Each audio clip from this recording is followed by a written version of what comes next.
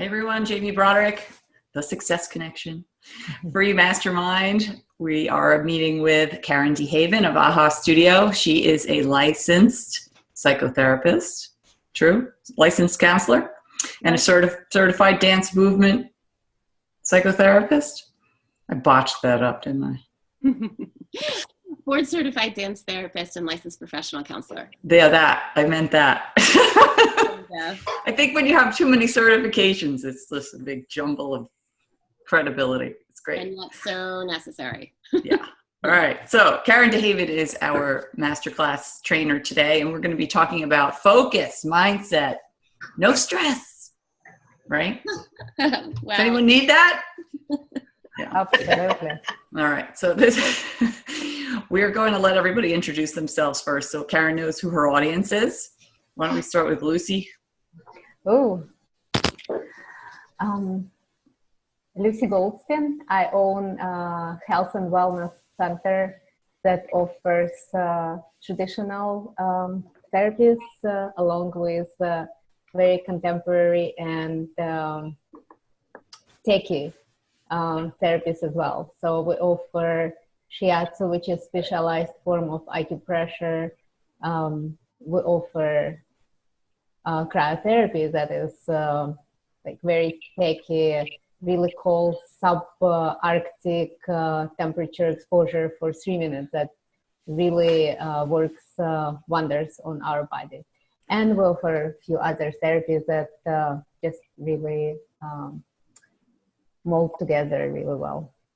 Yes, Lucy did I had a shiatsu session with Lucy, and it was the most amazing experience. Best thing I've ever had as far as a massage or anything like that. And then I tried the cryotherapy because I needed to know about it. And it was cold, but not cold like you typically expect. And my knees didn't hurt for days afterwards. It was awesome. Yep. So, cryotherapy. What town are you in, Lucy? We are 3 minutes away from Newtown, in a little town called Holland. Holland, Pennsylvania. All right. Trisha, tell us about yourself as if we don't know you. Hi, everybody.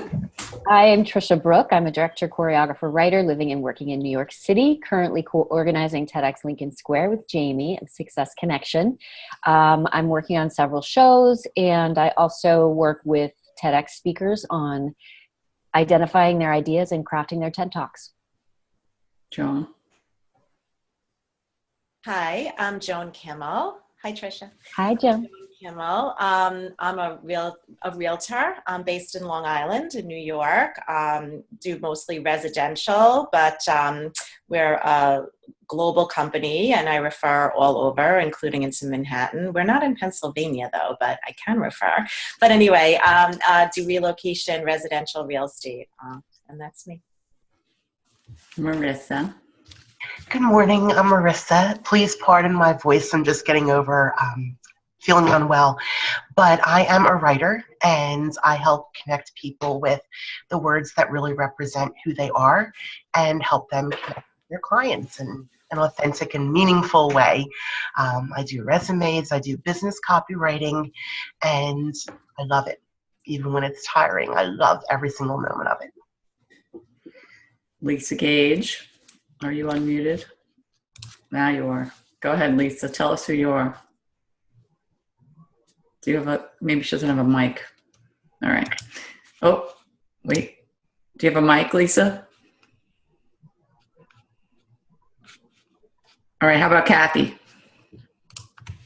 Kathy Fishman, CMF Small Business Accounting. I work with small businesses to help them understand their numbers so they can use them to better manage their business and be more profitable. And I'm a certified QuickBooks Pro advisor, and I recently became a Profit First professional. Oh, wow. Congratulations. That's awesome. Thank you. Onward and upward, right? Yep. All right. How about we have an introduction and let Karen take it away. Karen DeHaven.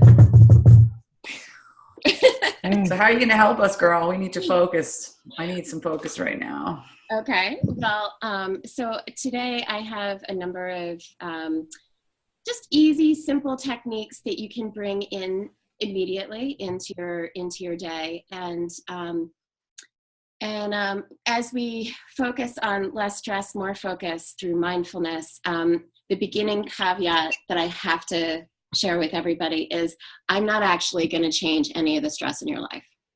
Your teenagers are going to continue to be your teenagers, and your families are going to continue to be your families, and the dynamics in your life are going to continue to exist.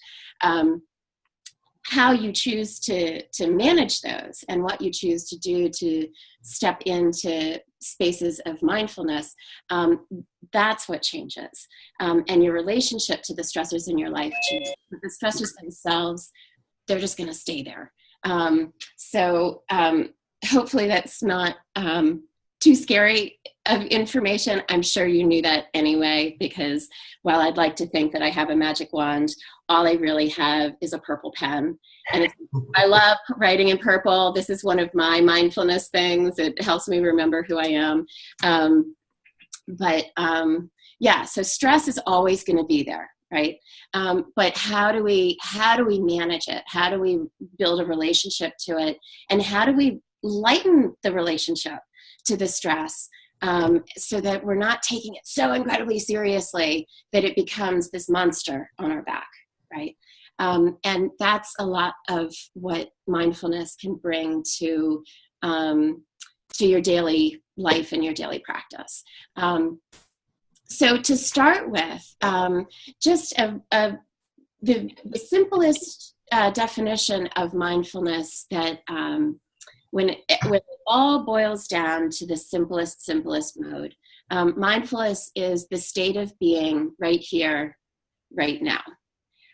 This is a practice that can be available to everybody. Those of us who are, full functioning and have these brilliant minds and lots of creative ideas to bring out into the world. And this is a concept that I use with children who have no language and who are on the autism spectrum. I can teach them and they go, right here, right now. Yes, right here, right now. We're not scripting. We're not thinking about anything in the past. We're not worrying about the future. We are just right here, right now. And it's not the easiest thing to do. It really is a practice, as is anything that's fruitful and worthwhile in life. So I thought we would start off just with a very short mindfulness exercise, and let's get our baseline of where we are. And so allow yourself to just sit back a little bit, get comfortable, preferably if you can, 2 feet on the ground, unless you're already sitting on the ground, and then you're nicely rooted. So 2 feet on the ground, or your body being supported. And this is a simple exercise. I'm gonna have a chime. I'd like you to just quiet and still your mind. We'll do this for about a minute, and then I'll chime back in. While you're in a state of meditating, allow your eyes to close. You don't need to look at anything. You don't need to look at me, certainly. And allow yourself just to move inward and find a state of quiet in your mind. Okay? All right. So finding your quiet space, and we begin.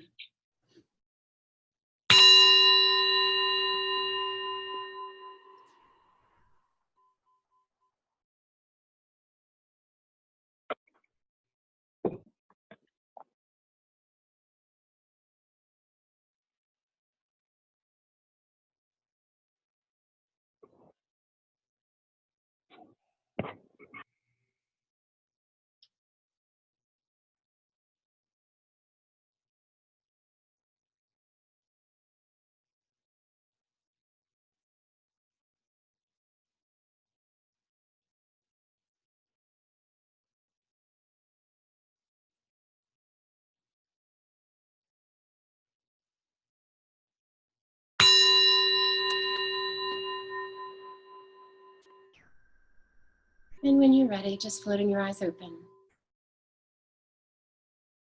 And returning to our meeting. So I'd like to ask anybody who's willing to share, how did this go? Was it easy to clear your mind? Did other things happen while you were doing this? What was your experience? Can people just... Yeah. Yeah, everyone's unmuted right now. Okay. Hi. I think, yeah, I mean, I do yoga, and so I 100% agree that it's a practice and it takes time. And when you started to say that we're going to close our eyes, I started to look forward to it because I had a stressful morning, and I started to just think to myself, I'm going to get that little break right now. And I started to look forward to it. And then, I focus on my breathing and I close my eyes. And when I open my eyes, I feel just like I'm a little clearer, a little more focused on the right stuff right now. So thanks. With practice, that's what can happen, right? What about others? I do something weird when I try to relax. I stress about not stressing. So I knew that, you were going to ring the bell, and that was my signal to decompress and not think of other things. But the moment that happened, I thought, stop thinking about other things. The bell's going to ring in another moment. You're not getting the benefit from this that you're supposed to be getting. And I think I spent most of that time feeling like I was doing it wrong, which is the opposite of its intention. So I kind of don't know how to work around that in my mind. Does that make sense? Marissa, I want to thank you because you just described exactly where I was headed, which was monkey mind, right? What you just described is called monkey mind in the mindfulness world. It's attractive. And if you can imagine, if you've ever gone to a place where you've enjoyed and stepped in to watch, particularly those little monkeys, what do? They go jumping around and they do this crazy stuff, right? This is their natural state of being, and our minds love to be in that state. It is the absolute opposite of the cryo work that Lucy's work brings us to, right? It is the hot, moving, constant judgment, right? Judgment. Monkeys love to bring a whole bag full of judgment with them, and then dump it at your feet. In mindfulness books, often, and irony here, a monkey is often the master. Well, you begin exactly where you need to begin, Marissa. We do have monkey mind, and all of the stuff that we bring with us, all of the past history, all of the judgment, all of the stylistic things that sit right here in the captain's chair with us, those are constantly present. And unless you actually commit to a practice that says, you know what, I'm going to give myself a little bit of space, then monkey mind is constantly going to be there. And here's the challenge with that. You might start your day in a really great way, but then eventually, as we press, and this almost comes from that Puritan ethics of like work ethics, where America really began, and this has been incorporated into a lot of the corporate world and what it means to be a successful person, is this push. I gotta do a little bit more, just get one more project in, just do one more thing. And the irony of that is that we actually become less productive. When we are constantly pushing, when we sit at our computers for an hour, 2 hours, 3.5 hours, anybody sit for long periods of time and you stand up and you're like, oh my God, right? This feels terrible. I'll just go get some coffee, or I'll just go get some lunch, or I'll just go get some I'm a salt crunchy girl. I love salt crunchy. So anything salt crunchy. As soon as I see myself going for the salt crunchies, I go, okay, wait a second. Have I been taking care of myself? Have I actually been in a mindful state of being as I'm working? And chances are the answer to that is no. So how many people work in sprints of like over an hour and a half, let's say, as you're sitting? Okay, Marissa, right? Anybody else? You sit at your desk, you start, you head into Facebook, and then you head into a document, and then you head into something else, and then, well, was I in Facebook or a document, and finding yourself, and then look up, and an hour and a half later, you're still there. Anybody? Just Marissa? I do. I do also.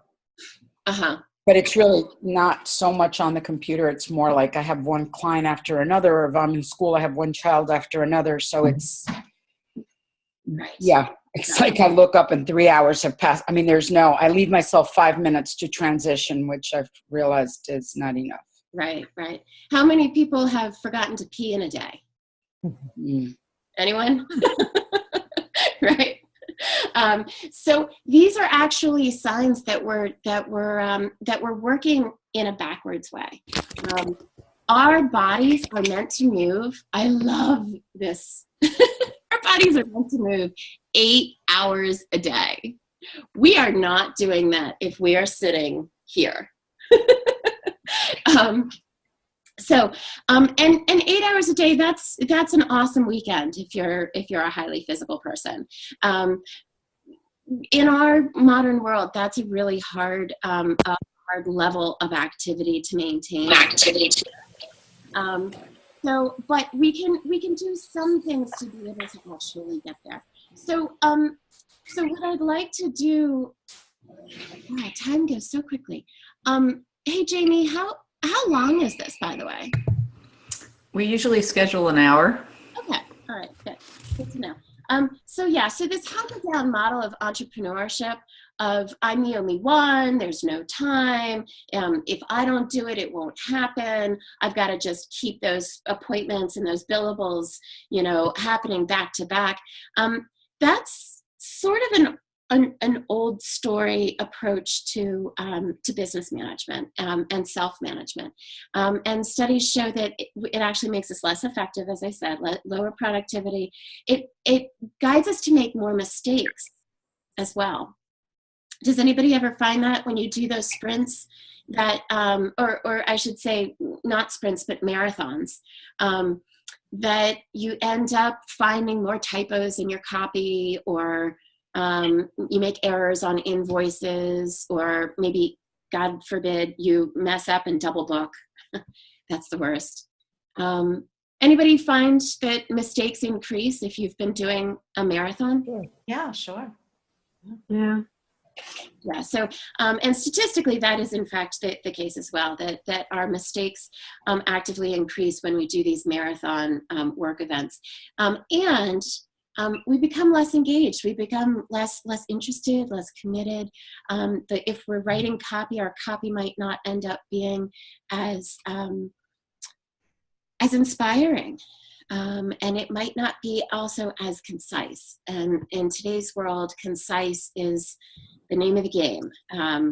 So how do we move beyond that? I'm going to today be introducing 4 simple ways to introduce more mindfulness into your daily, everyday workday. So this isn't, a full intro to mindfulness, of course, but how can you bring it into your office day, Monday through Friday? And we're going to be talking about moving, hydrating, wandering, and turning it up. So those are the highlights of the time ahead. So first, moving. One of the most important things, there are lots of different research studies out there, but one of the most important things is to be able to compartmentalize your time. By compartmentalizing our time, there are lots of different models, but the model that I think is most applicable and easiest to apply to our level of work, and it has balance in it too, so I've adapted this just a little bit, is the 50-10. 50 minutes of work time, 10 minutes of up, away from your desk, moving and taking a break, right? And we'll talk more about that taking a break piece in a second. How to do it.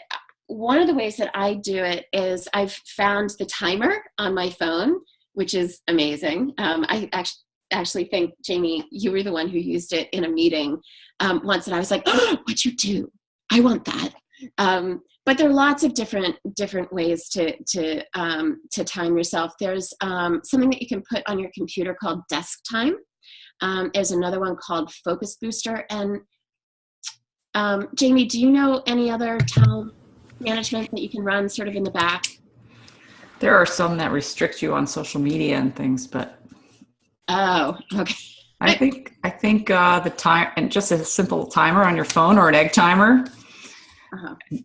I think John Lee Dumas talked about that in one of our calls, where he sets his timer for 42 minutes and then he takes 18-minute break. Then he does his next session. Right. Well, that's actually the he's closer to doing the purist form, but 50-10 just felt more balanced. So, there's no magic number, but 42, 17, it almost sounds like a football play. Why would I even know that? I don't watch football. I can't imagine you do.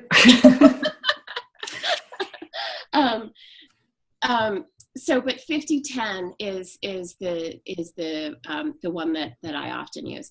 So the old school way is marathon, hunkering through, multitasking, pushing it, grabbing your coffee, keeping that energy high externally and outside of yourself. All that tends to do is it tends to create more lethargy in the body. And as the body becomes used to downtime, then that's what it starts craving when you're in your off time, right? So by sitting too long at work, you're actually creating a habit that on weekends your body's going to say, well, why are you changing it? Why? What are you doing? Sit down, relax, right? And we end up spending perhaps a little bit more time in marathon watches of favorite shows or something like that. So old school way of doing it. The new school, I bet a lot of people out there have young kids who, if they have any type of learning challenges, maybe a 504 or an IEP, you've perhaps learned the term chunking. Does anybody know the term of chunking? They're all muted right now. Oh, okay.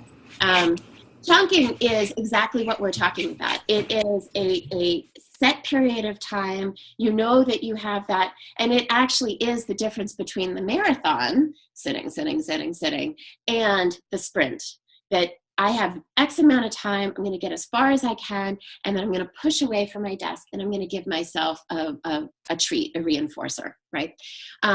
So the Zen approach, the more Zen school approach, is through mindfulness. So being mindful, inviting the body to actually get up and move is really key. So I am going to, as I share some of the benefits of movement, and I think this is, I come up with ideas that sometimes are way better in concept than application. Who knows? So let's see if this will work. So I'm going to carry you with me. I am carrying you right now. And I'd like to invite each one of you to actually get up and step away from your computer, even if it's a little bit. Everybody's sort of muted anyway. I'm the only one who isn't. And literally on your 10-minute break, you walk to a different part of the space. Those who are in offices, this is pretty easy. So never forget to think no one's there for you. Just let me know I'll come. I don't know if this is going to work. All right, here we go. So, and as you're stepping away, literally just allow yourself to begin moving in whatever way feels good. My back's been hurting me lately, and so I have moved into that. I bet you mamas out there can connect with this. I tend to do the sway, right? The movement begins at my hips, and I move side to side. Sort of like what you do with a baby who you're trying to console, right? And sometimes we just need that level of self-love, right? We can offer it to our children, we can offer it to ourselves. And just being able to take care of yourself, be the one that has your back, right? So the benefits of moving, it improves oxygen and blood flow to the brain. Well, that makes sense, right? It particularly increases the blood flow to the brain if you go upside down. And that lies ahead. So, but in an easy way, in an easy, doable way. It also engages our vestibular system. That's the part of our system that helps us to balance.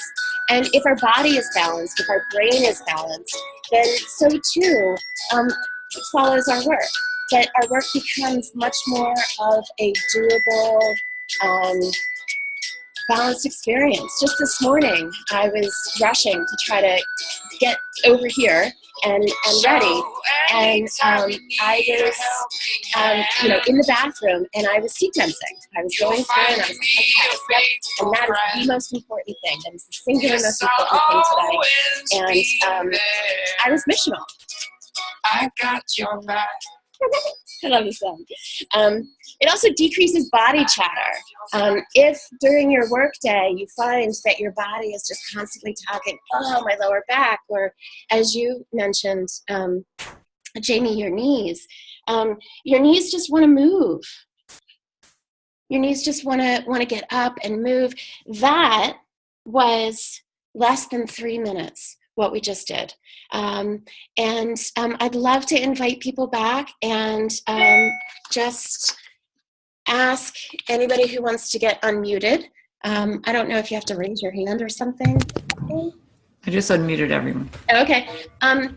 So just after 3 minutes of moving, how did that feel? Vibrant, really nice. Vibrant. Okay. Yeah. Yes. Anything that creates vibrance in your heart, in your soul. I think, Joan, I just saw you yawn. Did I? Yeah, no, it was oxygenating. No, yawning is so incredibly important. It is a way that the brain is saying, yes, give me more of that. Mm-hmm. Right? It's true. It's true. And you don't focus on it, until you're reminding us, how do you feel? So then you're really thinking about how you feel.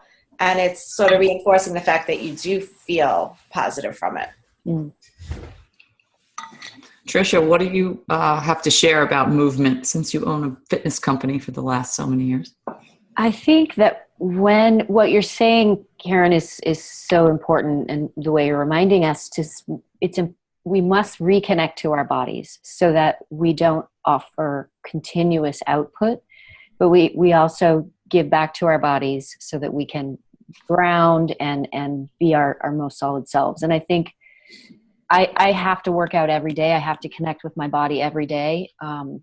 I can spend a lot of time writing and working in front of the computer, but I also know that I can balance myself by meditating and working out. So I'm a true believer in everything you're practicing and sharing with us today. Great. Yeah. It is the elixir of life. In fact, sitting is the new smoking. Yeah. And here's, I think, what's really interesting. Any former smokers out there? Yes, Martha. Yes. Yeah, way too long. I was a dancer, and I lived on coffee and cigarettes for too long, and did some serious damage. And now I'm in the process of reclaiming and doing it in a much healthier way. But sitting is now actually the new smoking, because it creates a really lethargic system. It's almost like pouring tar into your blood. It changes our eating habits. It changes our metabolism. And by getting up and moving it a little bit, grooving it a little bit, having fun, nobody's watching, especially those of us who are entrepreneurs, who are in our home offices, or, don't have necessarily a team around you. I mean, I think it's fun to dance with whoever, but that's my comfort zone. Not everybody, certainly. And I respect that. Movement improves our mood. It increases our energy, as we've been talking about. And what I love is just 5 minutes of movement decreases our stress hormones. And that movement does not have to be dance. I know I'm a little dance centric, just because it involves the entire body. And I love that, but it could be stairs. It could be quickly taking a quick round around the neighborhood, or, I have a farmer's market across the street. Instead of ambling across, I'll watch for the traffic, and then when I find a go, I'll be like, shoo, and I'll run. And who cares if people are watching? If people are watching, it's because they say, ooh, I want some of that, right? And if they're not saying that, they should be.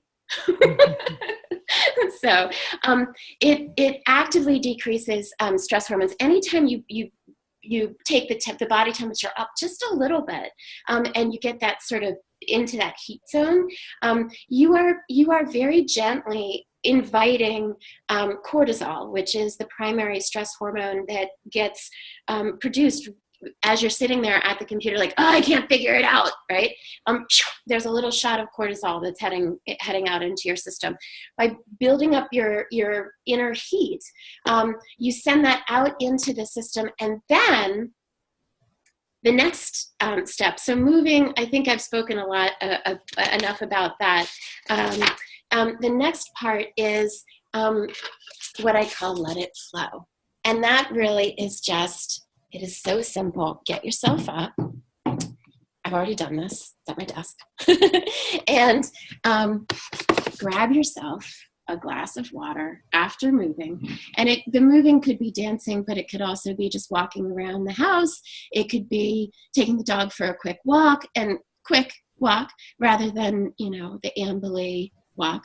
And then grab yourself a glass of water, 8 ounces every time you take a break. What? If you sit at your computer for 6 hours, right, and then the rest of the time you're doing errands or whatever in a day, that's 6 times 8. That's 48 ounces of water. Cannot get better than that. And there's no replacement for water. It has to be water. You can add your tea in, you can add other things in, or juices or whatever, but for these breaks, let it flow with water.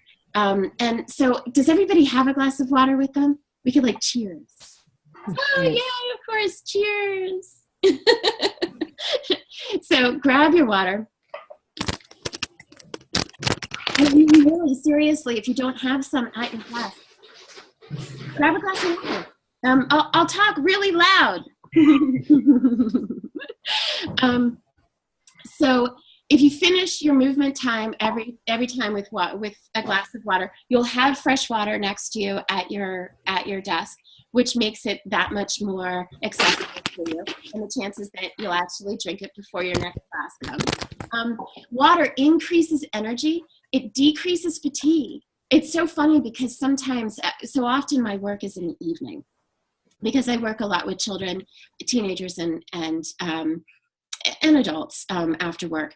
And sometimes I end up yawning.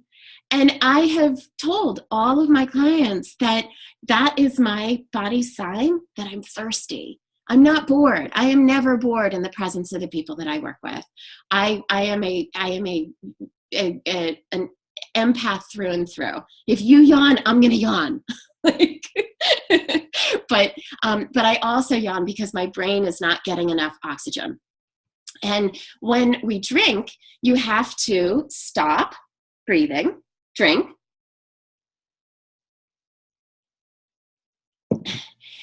and then you end up taking this nice big deep breath at the back end of it, increasing the hydration, increasing the oxygen in the body. What simple, basic, fundamental things. And we are so privileged in this first world country to have clean water flowing directly into our homes. What an amazing opportunity. If we're not taking that on a daily basis, it brings me to the question of why, right? So it decreases fatigue, it flushes toxins. And I was asking before, has anybody ever gone a day without peeing? When we drink, obviously, we end up having to go to the bathroom, right? Pee, along with sweat, saliva, and crying, those are the 4 ways that the body releases cortisol, and cortisol being sort of the dominant number 1 stress hormone. And it keeps it moving through our body rather than getting clogged and stagnant inside of our body.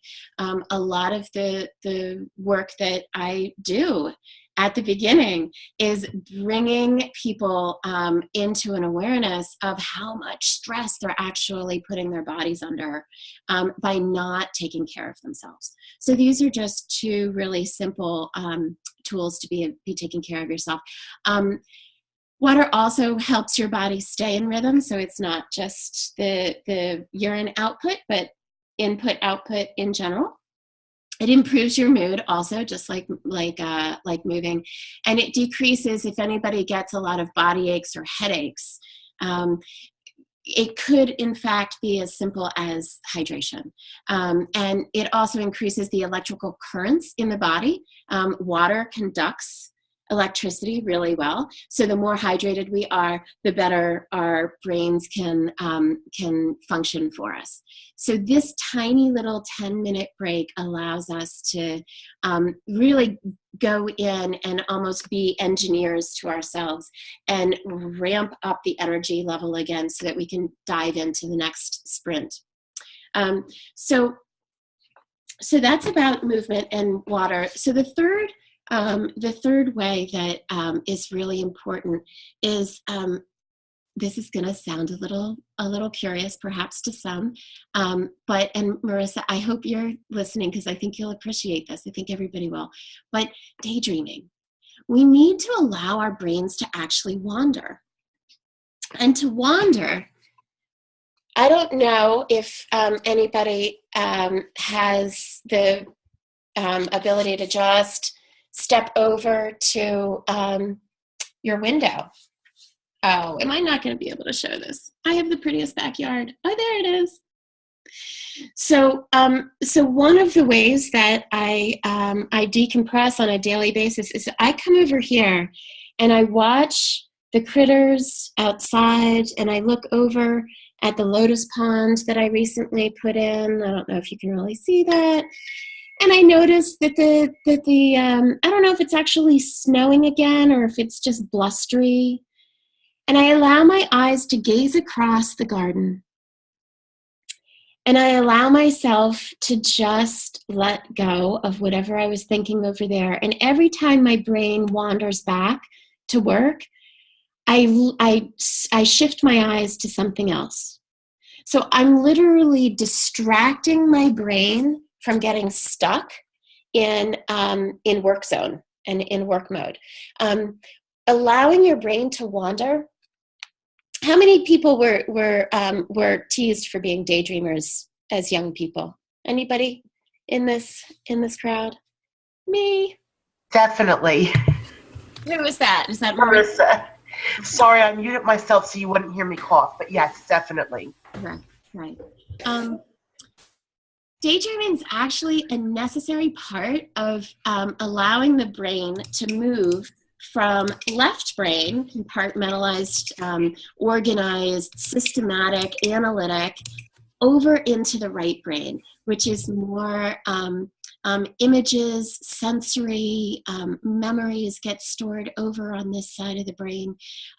Movement memory gets stored over here. Exactly how to do it is over here. And you want access to actually both sides in order to find your aha moments, your moments of inspiration. Oh, I know how to do this, right? Or, oh, I know what would help my client. Or, oh, I've got a great idea for a new program.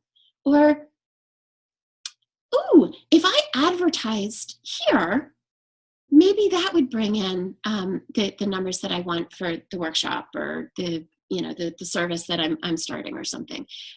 So it's in the right side of the brain that we actually can generate a lot of that creative thinking around marketing and our work. And the easiest way to do that is to allow yourself to step out into nature, to connect to nature when it's not a tundra out back.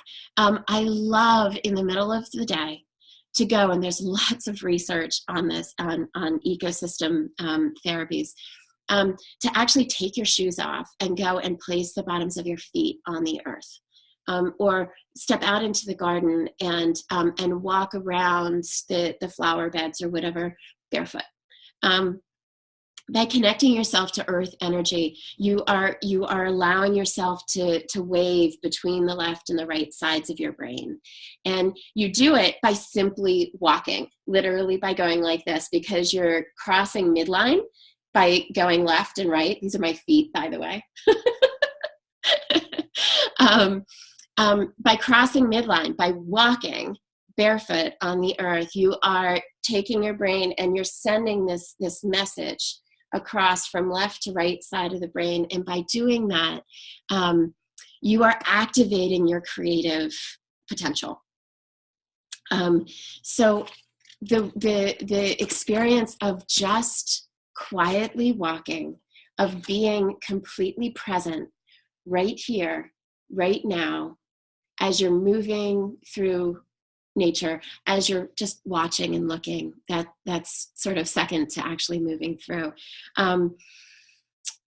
These are the things that allow us to move into a state of what's called diffused mode thinking.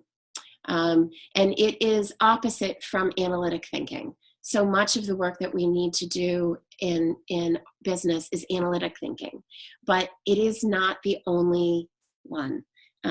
And to be vibrant and creative and at the forefront of the work that we're putting out there, to be a thought leader, you really need a lot of access to that right side of the brain. And the way that you do it can be really simple. Move it, hydrate it, and let yourself just wander and gaze. Sometimes people do it on the computer. They'll watch like cute cat videos, right? Anybody watch the cute cat videos?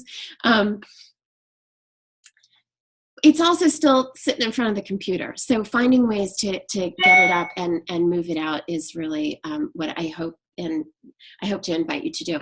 So then the last and fourth one that I'll suggest to you, and I will also say that there are lots of studies out there that have shown connecting in nature, looking at nature, being out in nature, literally just stepping outside and breathing fresh air, walking for short periods of time in nature improves our immune system.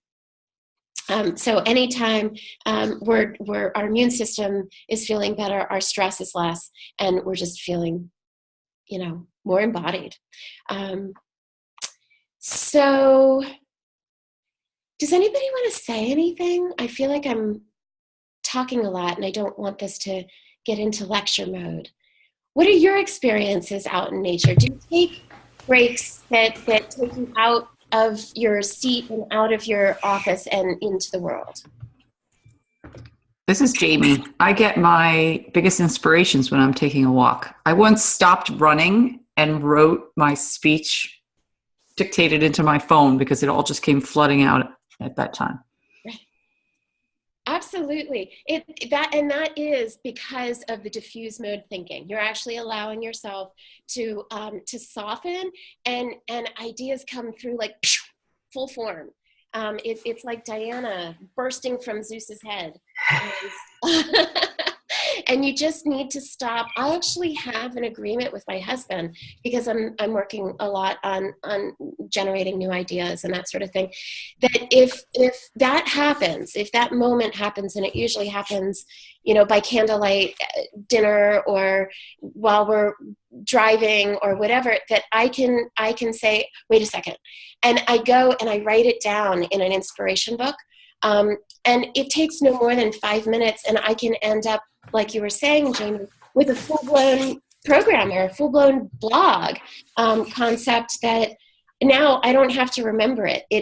I take that out of the library storage left side of the brain, and I don't have to clutter it. I know exactly where it is. I can get back to it when I'm ready.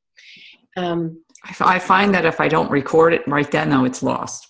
Oh, absolutely, absolutely, and trying to go back and recapture. That's a stress builder. Yeah. Anybody else? I find that what works for me is driving on back roads without a map, without any destination. The visual of an open road ahead of me, to me, epitomizes possibility. And I love the idea of not worrying about where I'm going. If I see a tree that looks beautiful down one road, I'll just turn down it and just drive. Where if something's shiny, I'll go towards it. That to me, with the windows down, if the weather permits, and maybe like Ella Fitzgerald in the background or something, is a great way to sort of get the creative juices going. And I'll pull over whenever I want to and just get out of the car and write, stand in nature and pull out my journal and write. So I find that really, really effective. And Karen, I do have a question as well. Did you want me to hold that towards the end, or? No, questions at the moment I think are really important. Okay, it has to do with the movement, and in addition to my writing business, for the time being, I also work it's a day job in an office, and if no matter how long we work, how long our day is, if we exceed a total combined 15 minutes away from our desk, we are docked our pay. So I have to parcel out going to the bathroom, getting water, making food. It can't exceed 15 minutes in 8 hours. Right. So sounds great. Where do I sign up? So that having been said, for the time being, as I'm in this situation, are there things that I can do at my desk surreptitiously that will not cause me to violate any of the rules of where I work, but also still allow me to not be a ball of stress by the end of the day? Absolutely. Such a great question, because while many people are in their own business and sort of boss of themselves, how do you take this into the corporate world where you have to live by their rules? Yeah. So and there are a number. So the last piece that I was going to actually bring in, it leads into that, but there's so many things. So I'm just going to add a couple quickie little things in here as well. One of the greatest ways to relax your brain, particularly if your brain is sort of going off circuit and you're starting to be like, I'm overwhelmed, right? Is you do an inhale, let's say for 2 breaths, maybe, or for 2 counts, inhale. And then exhale longer. It could be 3, it could be 4, it just has to be longer. And with breathing, you preferably breathe in through the nose, yogically, in through the nose, and then we breathe out through the mouth. and the exhale is simply longer. By doing anywhere from 5 to 7 cycles of this in a row, the message that you're sending to your brain is, I am in control and I am relaxed. I don't know about you, but I'm relaxed. And you can relax too. And so the parts of our brain that are in this constant state of trying to help, they can actually settle down and say, oh, okay, we don't have to, work quite so hard. And so they stop producing cortisol, and they stop producing the hormones that keep us amped up, right? So we can actually claim the driver's seat by simply inhaling and exhale on a longer breath. And you don't just do one, you do a cycle of anywhere from 5 to 7 and then settle, okay? That's one. And breathing along with water and movement, they are like the trifecta, right? They are the trinity of doable free health. So, and one of the other things, so I'm gonna show you a couple things. I'm gonna show you I hope I can actually show you. If you're sitting in your chair, I'm just gonna, I don't know if you can hear this. Oh.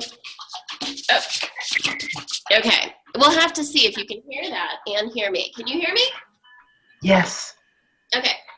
All right, good. So if you're sitting in your chair, so one of the things that happens is we end up with these compressed spines. And when we have compression in our spine, we are sort of pulling away from our vital life energy. And the way to, and you know, yogis, Joan, you certainly, I'm sure, know a lot about twisting. So some basic seat twisting, feet flat on the ground.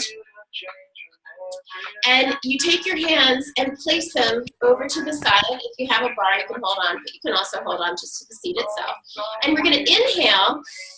Inhale, you lengthen, and exhale, you turn. Now, if you have lower back issues, if you have disc damage, you need to be really careful with these, okay? And instead of forcing it with your muscles, just do it by gazing over your shoulder, okay? If there's any pain, of course, at any point, you gotta stop and really listen and attend to that. So a simple twist, and you can do this in the middle of your sit time, right? Is inhale, you actually lengthen, and exhale, shh. I like making the sound. You don't have to, especially if you're in an office. Inhale. And then you deepen that twist. And then again, inhale, lifting, and exhale, twisting. So for 3 cycles, and then gently release. And anything you do, of course, on one side, you're going to do on the other.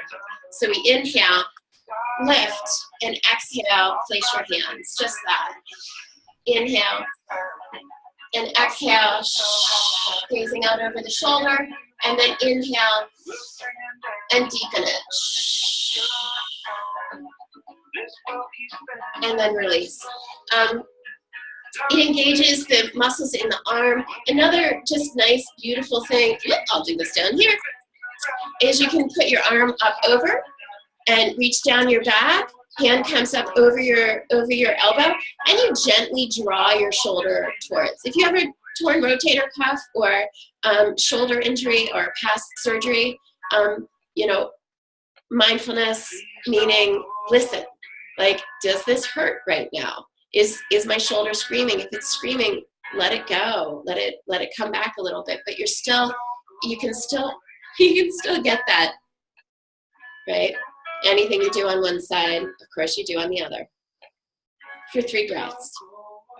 Right? One other one, and this is a really simple one, is you can take your hands, place them behind you on your chair, or if I don't have a chair really behind me, so I'm just using my back, and literally just open your sternum, lift your sternum up to the ceiling. So this isn't so much about the head falling back as the chest rising up towards the ceiling, right? gazing over left and right, chin to chest, down, eyes gazing up, right? Rolling shoulders. All of these are going to energize the body. Sort of rounding the back, if you can't get down on the floor for cat cow, those of you who are yogis, you can just hands on your lap, round the back. This is cat. And then cow is arch your back and shoulders drop back.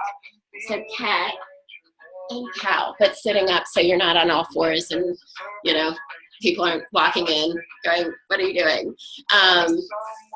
So, and the last piece, and this is just a simple little thing, is actually getting your head lower than your heart.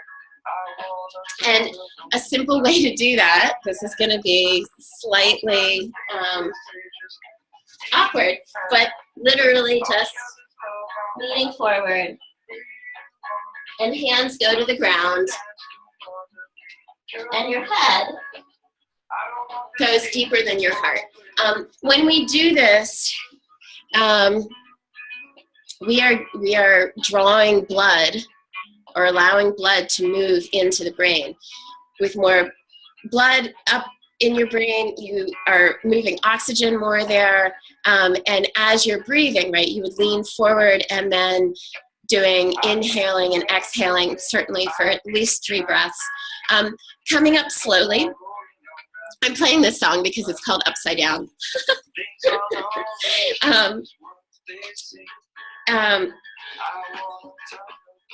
Upside down. Going upside down is really beneficial. It helps to increase confidence. It's very humbling, right? You come back up and there's something just looking at the world in a different way. And I think more the humbling piece is when you get into really serious inversions like head balances and that sort of thing, which I highly recommend, but certainly only under the guidance of a good teacher. And going upside down, it's fun. Did anybody actually go upside down? And did you at least smile or chuckle? Anyone? I love going upside down. There was a neurologist that I used to dance with in a group, and he and I would always find each other upside down. We'd be like moving across the floor or something, and I'd look and there he would be like underneath me. Just good. It helps with circulation and heart smarts, and it's good for every aspect of the body, particularly the lymphatic system. So these are some ways to bring mindfulness into your day by stopping and taking time to take care of yourself. You send the message to your body, I love you. I'm gonna take long, good care of you.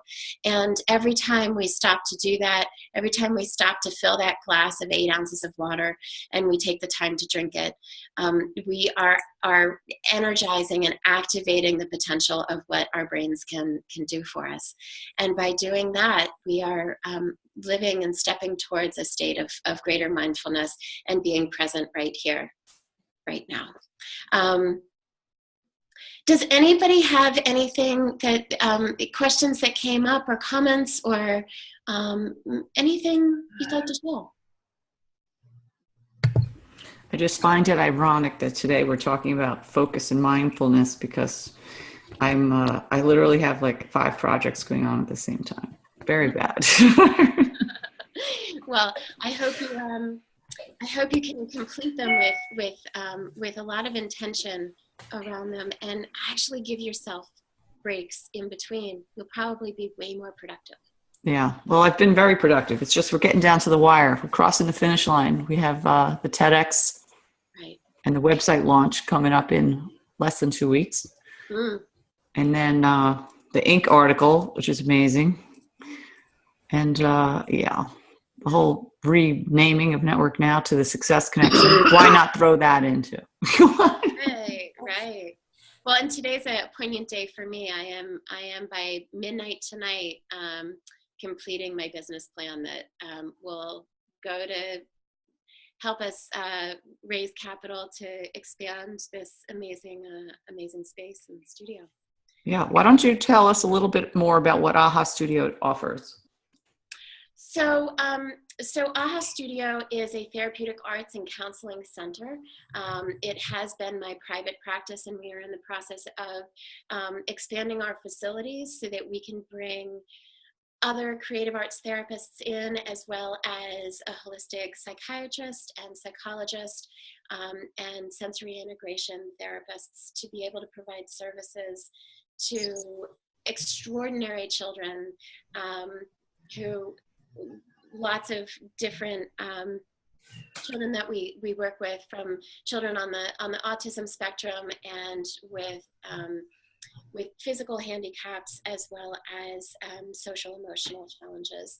And we'll also be expanding our adult programs that are mostly geared towards women through our Artfully Living series.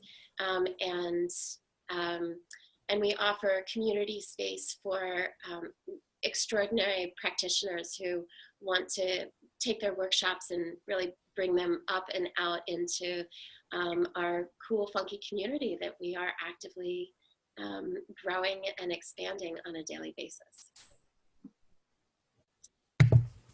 There you go. Lucy and Karen, do you know each other well?